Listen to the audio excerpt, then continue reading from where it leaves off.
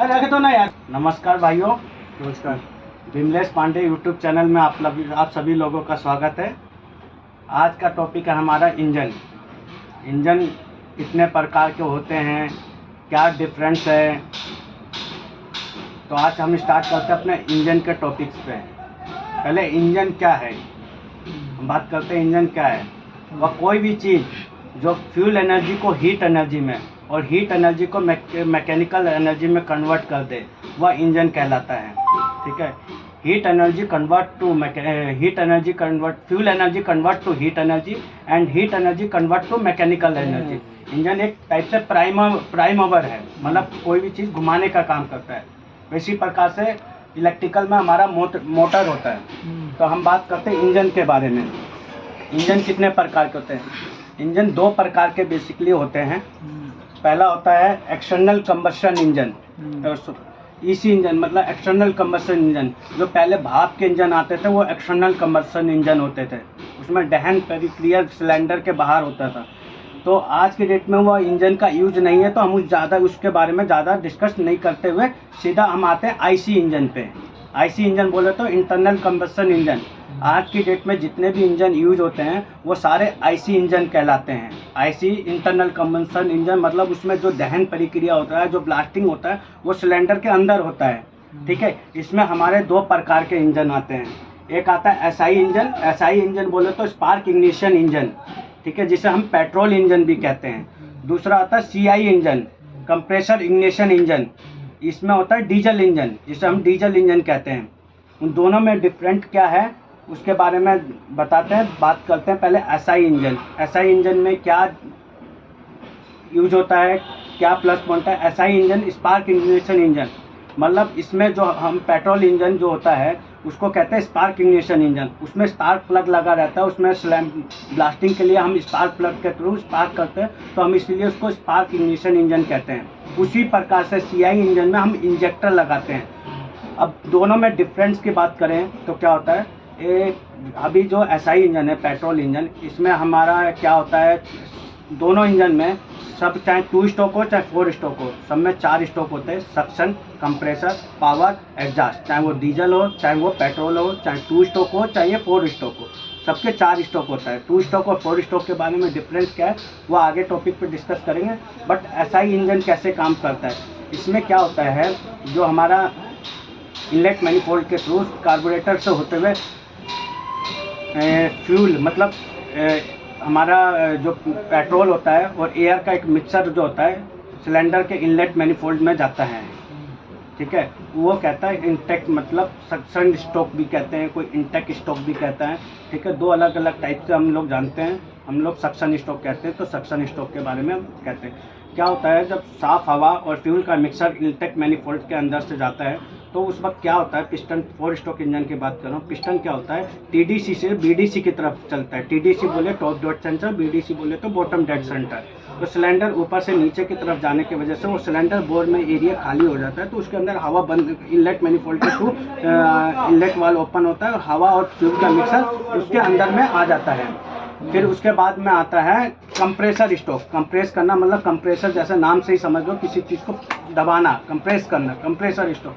तो उस समय पे क्या होता है कि जो हमारा पिस्टन है वो बीडीसी से टीडीसी की ओर जाता है, मतलब बॉटम डेड सेंटर से टॉप डेड सेंटर की तरफ जाता है। जो हवा इतने एरिया में भरी रहती है तो हम उसको कंप्रेस करते हैं, तो वो हवा का मिक्सर जो इतने एरिया में उसको कंप्रेस करके इतने एरिया में लेके आ जाता है, फ्यूल और एयर का मिक्सर, तो उसका टेम्परेचर बहुत हाई हो जाता है।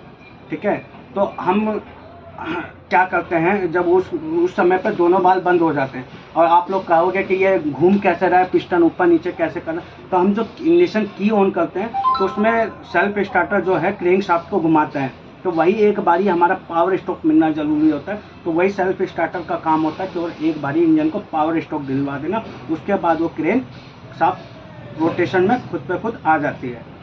तो उसके बाद में आता है टॉपिक पे कि हम पावर स्ट्रोक, जैसे दोनों चीज़ें हम कंप्रेस कर दिए, तो उसके बाद आता है स्पार्क प्लग अपना काम करता है, उसमें स्पार्क कर देता है, उस फ्यूल और एयर के मिक्सर में स्पार्क कर देता है। उस एयर और फ्यूल का मिक्सर, इसका टेम्परेचर इतना हाई होता है कि उसमें स्पार्क करते ब्लास्ट हो जाता है। ब्लास्ट होने की वजह से पिस्टन जो है वापसी टीडीसी से बीडीसी की तरफ भागता है। ठीक है। और हमारे क्रैंक शाफ्ट जो होती है उसको रोटेशन मिल जाता है, वो एक बारी प्राइम मोबाइल में आ जाता है, उसके बाद वो सेल्फ स्टार्टर का काम हमारा खत्म हो जाता है। उसका जो सेल्फ स्टार्टर का पिनियन है वो आपसे अपने पोजीशन में आ जाता है एक बारी पावर स्ट्रोक दिलवाने के बाद। अब क्या होता है कि पावर स्ट्रोक कंप्लीट होने के बाद पिस्टन टीडीसी से बीडीसी के होता रहता है, तो रोटेशन में जब क्रैंक शाफ्ट घूम रही है तो जाहिर सी बात है पिस्टन भी रेसिप्रोकेटिंग मूवमेंट में ऊपर नीचे डाउन करेगा। तो उसके बाद आता है हमारा last stroke, exhaust stroke. Exhaust stroke में क्या होता है कि जो हमारा जली हुई गैसेस होती है वो एग्जॉस्ट मैनिफोल्ड से बाहर की तरफ निकालते हैं। कुछ डिग्री पहले दोनों वाल ओपन होता है क्योंकि हम गैप नहीं कर सकते हैं वो दोनों में, ठीक है। मतलब यहाँ से एग्जॉस्ट गैस निकल भी रही है तो इनटेक से साफ हवा आनी भी चाहिए, ताकि गैप हो जाएगा तो हमारा इंजन वहीं पे बंद हो जाएगा। रोटेशन चाहिए ना कंटिन्यू, तो वो होता है स्पार्क इग्निशन इंजन में।